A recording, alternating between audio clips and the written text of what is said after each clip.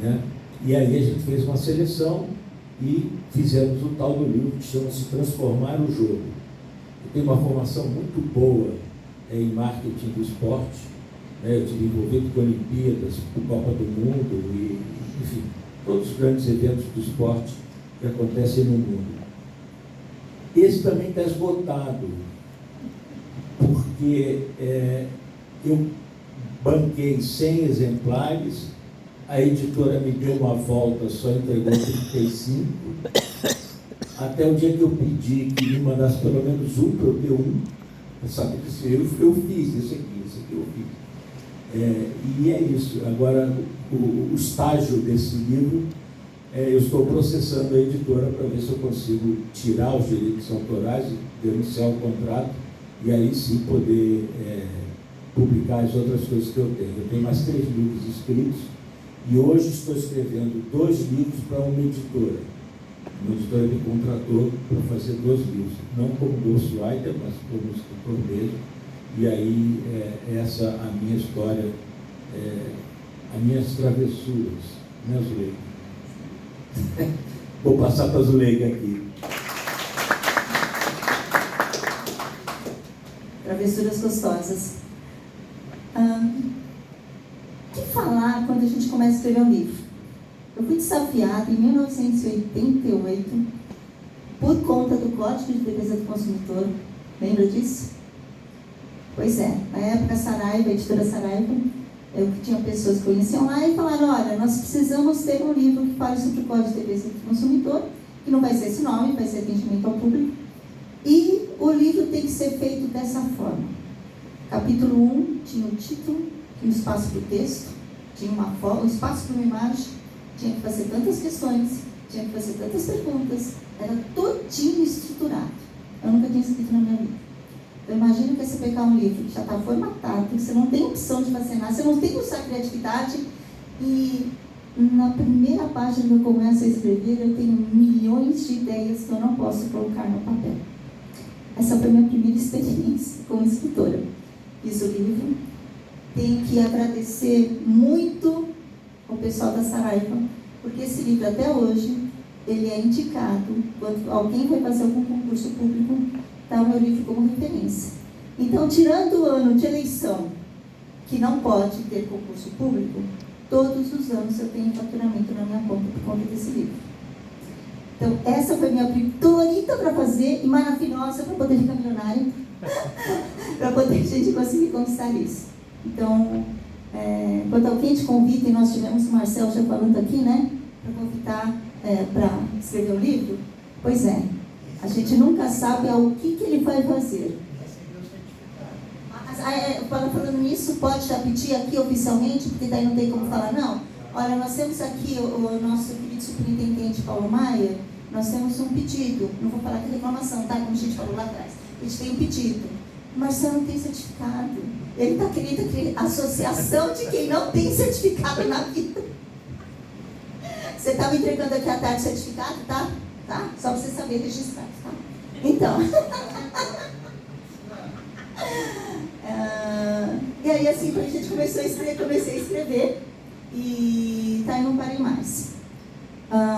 Daí também tem uma história que é muito legal contar. Eu sou parente do Monteiro Lobato, e o último livro que eu fiz foi falando sobre a Emília.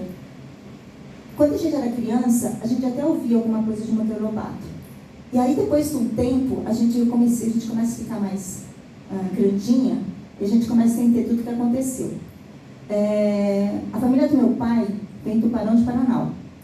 E a família da minha mãe, a família de Monteiro Lobato. Pois bem, essas duas famílias eram inimigas, sem que um não falava com o outro. E a gente ouvia falar de Monteiro Lobato, não sei o que, gente, cresci com o livro da Emília debaixo do braço, né? Não tem... Até porque eu era chamada de Emília, e vocês vão entender por quê. Aí a gente não sabia muito o que era, então falava assim, falava do Tubarão de Paranal, falava dos outros... Ninguém comentava pra gente o que a gente era deles. O que são? Não, são pessoas que a gente conhece, é alguém assim. Quando a gente fica maior, a gente descobre que é descendente. Aí, quando eu era pequena também, com 9 anos de idade, teve um concurso de crônicas, que é a escola que eu estava estudando, e ela perguntou quem queria fazer. E a professora mandava a gente escrever, a gente nem sabia para que era, né? Naquela época não era muito divulgado. E teve um concurso de crônicas pela Prefeitura do Rio de Janeiro, e eu ganhei em primeiro lugar. Ah, já viu, né? Ai, nossa, que legal, que não sei o quê. Uma hora, oi, tá, ganhei dinheiro naquela época.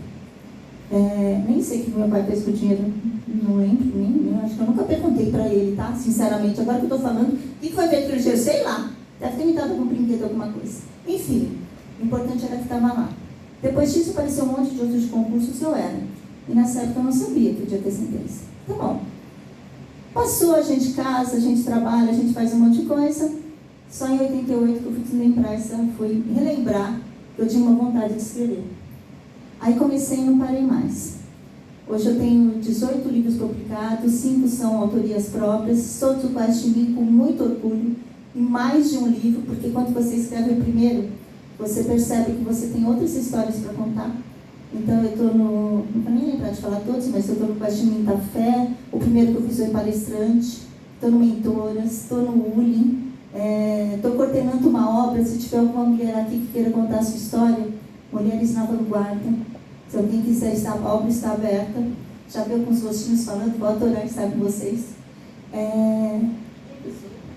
Fui revisora de várias obras, então assim, o Guaxinim é algo que faz com que seja mais possível a gente entender o que é ser uma coautora e começar a escrever. E de lá você pode criar outras obras. Mas no começo desse ano, depois de muita gente me incentivar, me encher o saco, pedindo para eu falar sobre Monteiro Lobato, até porque eu sempre escrevi muita coisa sobre isso, muitos artigos. Daí eu escrevi e lancei nesse ano, em fevereiro. E aqui algumas pessoas até foram no meu lançamento. Emília, uma boneca que transformou o tempo, e ela fala sobre o século XXI. Esse livro tem 2 partes. A primeira parte fala para os professores, coordenadores, quem gosta de literatura, para você entender um pouquinho do contexto. E a segunda parte é o capítulo de 1 estrelinha, 2 estrelinhas, porque é a Emília que fala. E ela fala, principalmente, das questões quando a gente coloca sobre o mimimi. O que a Emília estaria falando numa partida de futebol? Quando a Emília estava, que ela começou a falar, já tinha futebol. Só que nunca Monteiro Lobato falou sobre isso. Então eu coloco, o que ela estaria falando, o que ela perguntando? Por que tem esse monte de jogador atrás de uma bola, fazendo o quê? Então na fala da Emília ela coloca. Fala sobre diversidade. O que a Emília compraria hoje numa loja? E o que teria utilidade ou não? O que ela faz com uma mochila, que ela não quer levar de jeito nenhum a mochila? Para quê? Para colocar um monte de coisa dentro? Não quero. O que isso vai fazer comigo? Na fala dela a gente coloca isso. E por que eu falo com o seu Emília? Porque a Emília, deixa eu contextualizar um pouquinho. Negrinha é o texto mais agressivo de Monteiro Lobato, quando ele fala sobre a questão do negro, tá? Então não sei se todo mundo já ouviu, já leu ou tem alguma coisa, é uma obra muito bem, choca, né? Porque coloca uma situação do ovo, a menina negra, que na história está dizendo que ela não tem mãe, não fala o nome da mãe, a mulher branca, ela manda, quando a menina fala um palavrão, ela manda cozinhar o ovo e o ovo coloca para ela nunca mais lembrar de fazer isso. E aí isso choca todo mundo. E a negrinha, ela morre de tristeza porque ela não podia brincar com uma boneca. Aí, contando muito rapidamente, tá? Aí você começa a ver a história do Monteiro Lobato. Quem era a negrinha? A negrinha era a filha da tia Anastácia, que estava no sítio do Pica-Pau Amarelo. Quando a tia Anastácia, nas mãos dela, ela cria a Emília, e a Emília só começa a falar depois de 2 anos, o que tudo isso representa? Tudo aquilo que Monteiro Lobato queria falar e que não falou. Monteiro Lobato, gente, ele tem todos os defeitos do mundo, mas ele tem todas as qualidades do mundo. Ele já entendia que negro não devia ser negro, tá? Não deveria ter esse nome. E quando você lê o contexto de tudo como ele fez, os outros livros, a gente começa a perceber que ele tentou, não conseguiu, mas ele tentou mostrar que estava errado. Só que a sociedade não entendia isso. E hoje a sociedade também continua não entendendo. Leiam com outros olhos Monteiro Lobato. E aqui a Emília, ela fala... eu vou terminar como se a Emília tivesse começado a ler um livro. Não sei se vocês leram esse capítulo, mas ele fala assim: Senhor Visconde, eu vou contar as minhas memórias. Como assim, Emília? Você é tão jovem, como é que você vai contar as suas histórias? É claro que eu tenho que contar, eu vou ter que morrer para poder contar. Eu vou contar as minhas histórias. Vamos lá. Eu quero papel, pena, para você poder começar a escrever.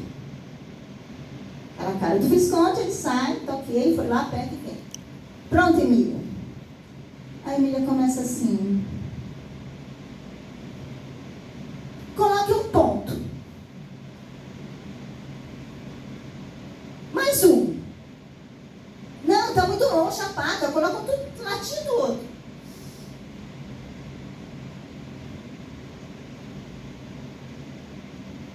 Emília, você não vai falar nada? Eu estou pensando, Sr. Visconde.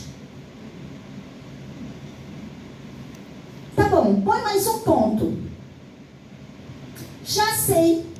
O quê? Fim. Como assim, Emília? É fim e ponto final. A história é minha, está na minha caixona, eu vou colocar se eu quiser. Se eu não quiser, eu não vou falar nada. Vamos ser Emília? E ser mais simples na vida? Muito obrigada.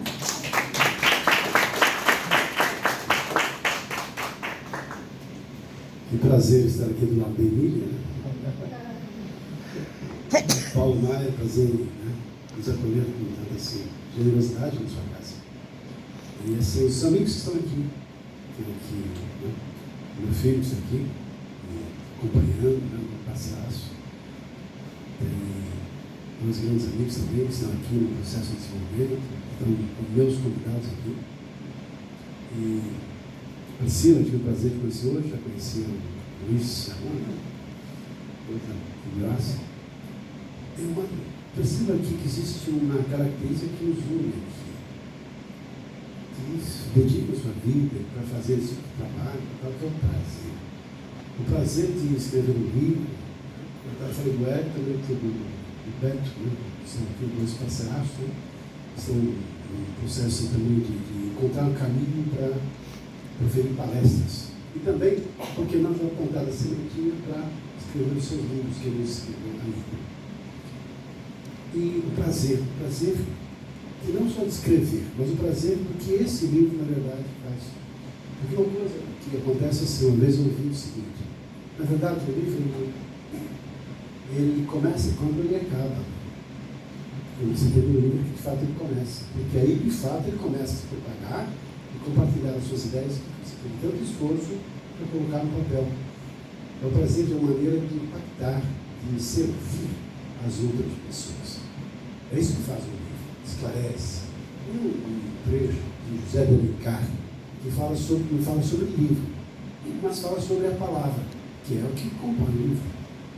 Diz assim: a palavra, esse dom celeste que Deus deu ao homem e recusou a todos os outros animais, é a mais sublime expressão da natureza.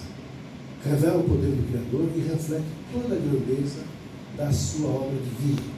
Incorpórea como o espírito que anima, rápido como a eletricidade, brilhante como a luz, colorida como o prisma solar.